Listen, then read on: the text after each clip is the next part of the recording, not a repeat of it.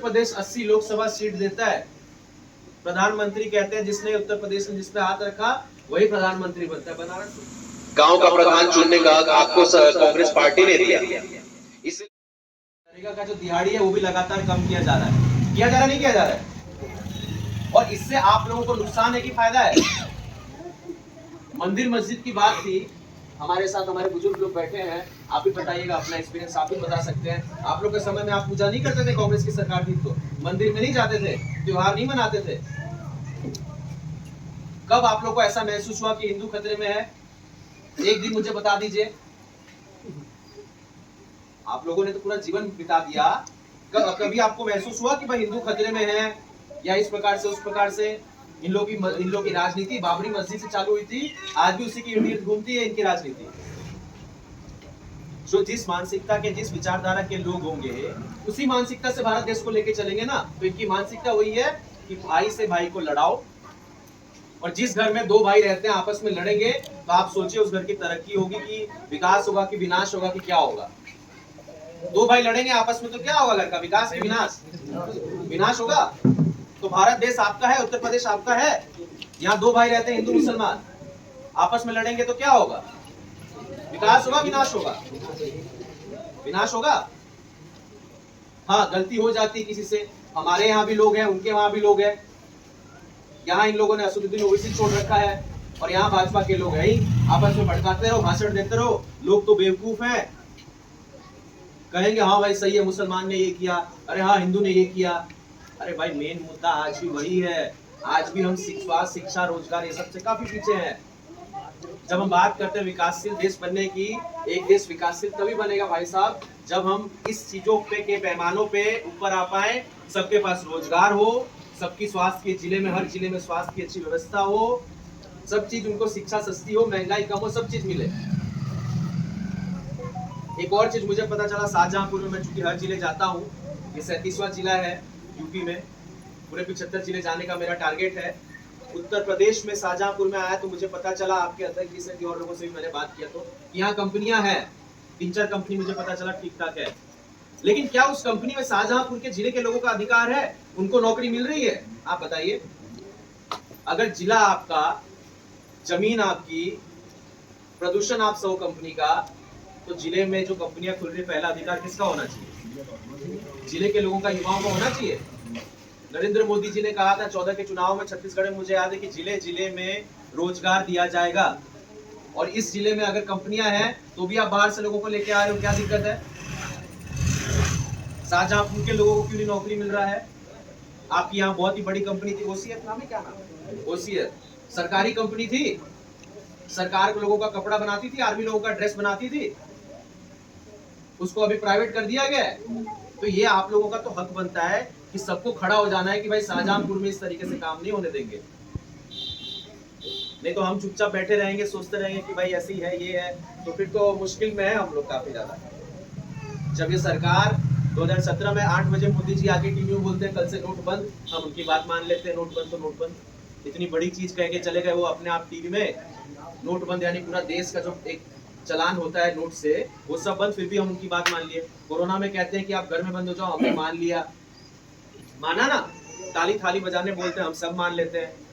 तो उसके बाद भी हमारे साथ इस प्रकार से छलावा क्यों करते हैं?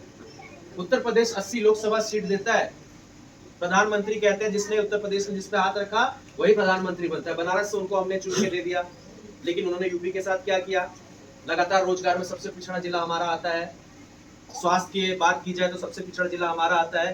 कोरोना में इन लोग दिखाते हैं कि हमने फ्री वैक्सीन दिया, पोलियो तुमको क्या हमने फ्री में नहीं दिया था? ये सरकार का काम होता है कि कोई अगर सरकार का, कोई भी सरकार में हो, अगर कुछ ऐसा आपदा आए तो ये सरकार इसलिए तो है, सरकार का काम है कि आप लोगों को उस समय मदद किया जाए। आप क्या चाहते थे कि वैक्सीन में आप लोगों को लोग 100 रुपया दे, तब जाके आप दवाई लगाएंगे? ये स्वाभाविक सी चीज है भाई, इसका आप प्रचार कर रहे हो, आपने प्रचार में इतने पैसा खर्च कर दिए। और उत्तर प्रदेश के सबसे ज्यादा लोग मरे हैं, मैं आपको बताना चाहूंगा। बेचारे दिल्ली, मुंबई, कलकत्ता नौकरी करने जाते हैं हमारे भाई लोग यहाँ के, क्योंकि जिले में नौकरी नहीं है, प्रदेश में नौकरी नहीं है। गुजरात, मुंबई, दिल्ली, जहाँ चले जाओ। हम लोग यात्रा के, भारत जोड़ो यात्रा के दौरान जब हम कश्मीर गए थे, मुझे इतना खराब लगा, बेचारा वहाँ एक पानी पूरी बेच रहा था, वो बेचारा उत्तर प्रदेश का था। और मैं उत्तर प्रदेश के बलिया से आता हूँ, मेरा ये हक है और मेरे को ये मन में होना चाहिए कि मेरे उत्तर प्रदेश का जहां भी कोई व्यक्ति हो वो अच्छे से रहे और उसको बाहर जाने की जरूरत ना पड़े, उसको जिले और प्रदेश में ही रोजगार मिले। क्योंकि अगर कोई भी व्यक्ति उत्तर प्रदेश का बाहर जाके इस प्रकार से काम करेगा या ऐसा करेगा तो पूरे उत्तर प्रदेश राज्य का उसमें बदनामी होता है। आप मानो नहीं मानो, लोग यही कहते हैं ना यूपी बिहार वाला है। मैं गुजरात में रहता हूँ, 13 साल रहा हूँ। उस समय मैंने समझा कि जिस तरीके से यूपी बिहार वालों के साथ किया जाता है, महाराष्ट्र में चले जाओ, कहीं भी चले जाओ, तो अब हमें थोड़ा जागना है। 25 करोड़ की आबादी लेके रखते हैं हम, सबसे ज्यादा आबादी है पूरे देश में उत्तर प्रदेश में। कई शहरों से कई देशों से बड़ा हमारा उत्तर प्रदेश मात्र जनसंख्या के मुकाबले में। तो भी हमको क्या किया जाता है, सिर्फ लेबर के लिए इस्तेमाल किया जाता है। ये बात आप समझिए, उत्तर प्रदेश बिहार को लेबर के लिए रखा गया है कि बड़ी बड़ी कंपनियां में लेबर का काम ये लोग है ना, ये 2 राज्य हैं हमारे पास, इनसे करवाएंगे। क्या हम अपने बच्चे को इसलिए पैदा करने के वो लेबर बने शहर में जाके? सबसे पहले शिक्षा, जो राजीव गांधी जी का नारा था, मुफ्त शिक्षा, सस्ती शिक्षा, हमारी कांग्रेस पार्टी का जो विचारधारा है। क्योंकि किसी भी व्यक्ति का भविष्य तय होता है वो शिक्षा से तय होता है। सबसे पहले अगर बच्चा हमारे घर में आज भी जन्म लेता है तो माता पिता तो यही सोचते हैं कि मेरे बच्चे को मैं पैसा जोड़ के अच्छे से पढ़ाऊंगा, इसको सबसे अच्छा शिक्षा दूंगा, भले हमें कम कपड़ा पहनना पड़े या कम खाना पड़े या घर में नॉर्मल में रहना पड़े, हमारी व्यवस्था कम होगी, लेकिन बच्चों को मैं अच्छी शिक्षा दूंगा। ठीक बोल रहा हूँ, नहीं बोल रहा हूँ? आप लोग ये सोचते हैं ना, इसीलिए सोचते हैं क्योंकि आप लोगों को भी ये पता है कि शिक्षा जरूरी है। और ये सरकार अगर शिक्षा से दूर रख रही है आप लोगों को, उसमें जीएसटी लगा रही है, टैक्स लगा रही है, तो ये आपका मुख्य मुद्दा होना चाहिए वोटिंग देते समय, ना कि मंदिर और मस्जिद। कल को चल के आपके बच्चे जब बड़े होंगे तब उनको गर्व होना चाहिए कि मेरे पिताजी ने इस समय मेरे को इस चीजों पे ध्यान दिया था, हमारे बुजुर्गों ने शिक्षा, स्वास्थ्य, रोजगार, इन चीजों पे ध्यान दिया था, मंदिर मस्जिद पे ध्यान नहीं दिया था। तो ये सब चीज आप लोग को ध्यान देना है। अब 2024 में आप लोग के बीच जो भी कैंडिडेट आए, हमारे महागठबंधन से जो भी आप लोग के बीच 24 में कैंडिडेट आए, आप लोग उसको चुनिए। आप लोगों से गुजारिश है, क्योंकि मात्र कांग्रेस एक ऐसी पार्टी है जो स्वास्थ्य, शिक्षा, रोजगार, सुविधाओं, गांव के विकास, लोगों का सम्मान करती है। और यही हमारी विचारधारा है। हमने उत्तर प्रदेश में कभी जात की बात नहीं की, कभी जात पात और धर्म की राजनीति नहीं की, इसलिए 32 साल में हम आप लोग के बीच नहीं आ पाए, क्योंकि हम लोग जात और धर्म की राजनीति ज्यादा समझते हैं उत्तर प्रदेश में। पर अब समय आ गया है, आप लोगों को सोचना है, अगर भविष्य बनाना है तो स्वास्थ्य, शिक्षा, रोजगार पे लड़ाई लड़ो, जात धर्म पे लड़ेंगे तो इसी प्रकार से रहेगा। मैं आपसे इतना ही कह सकता हूँ, ज्यादा कुछ नहीं कह सकता। तो आप लोग सभी से 2024 में उम्मीद है समर्थन मिलेगा। इसी के साथ आप लोग का बहुत बहुत धन्यवाद। कर रही है। आज से 40 साल पहले कांग्रेस ने भारत और उत्तर प्रदेश में समझ लिया था कि शिक्षा पे आगे जोड़ दिया जाए, जिला अस्पताल जिले में खोला था। उसकी स्थिति लगातार इन लोग कमजोर करने की कोशिश कर रहे हैं।